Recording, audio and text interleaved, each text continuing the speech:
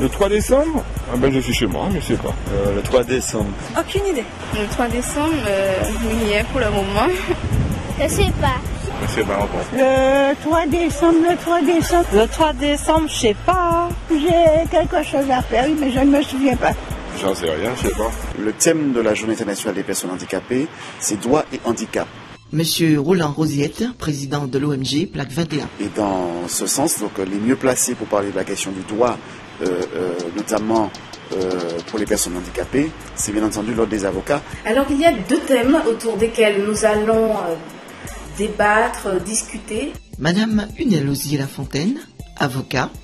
C'est d'abord le statut de la personne handicapée, parce que le statut de la personne handicapée a évolué au fil du temps, et notamment depuis une loi de 2005.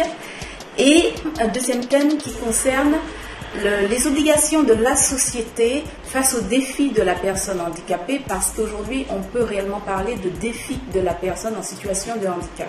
Cap a fixé 200 et je m'en réjouis. Et c'est faisable. Madame Cynthia Morez, présidente de l'association Atama.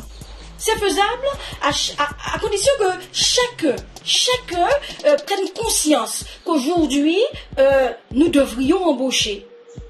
Et quand il y a une embauche à faire, à ne pas faire de discrimination, à savoir si cette personne est déficiente ou pas. Je m'appelle Gina Sebag Mahmoud.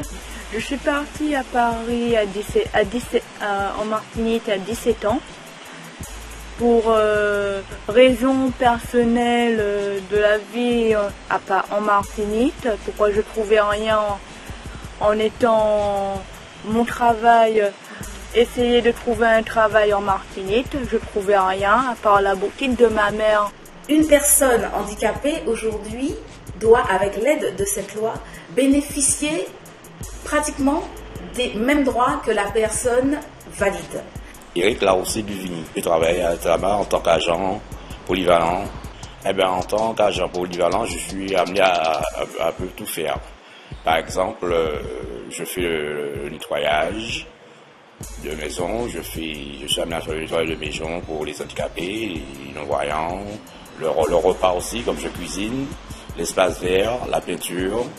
Par exemple, la personne douée d'un handicap qui voudrait créer son entreprise puisse le faire et notamment bénéficier de subventions. La personne qui recherche du travail bénéficie de facilités afin d'obtenir un poste.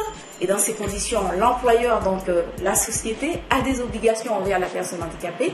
Au niveau de la scolarité, c'est pour aider la personne handicapée, notamment les parents, la famille de la personne douée d'un handicap, d'intégrer une école normale.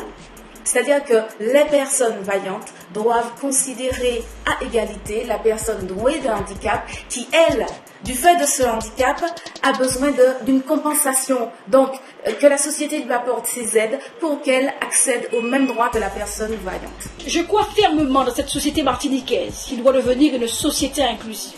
Afin qu'elle devienne une société inclusive, je crie de tout mon corps. Ne faites plus pour nous, ne faites plus sans nous. Mais surtout faites avec nous.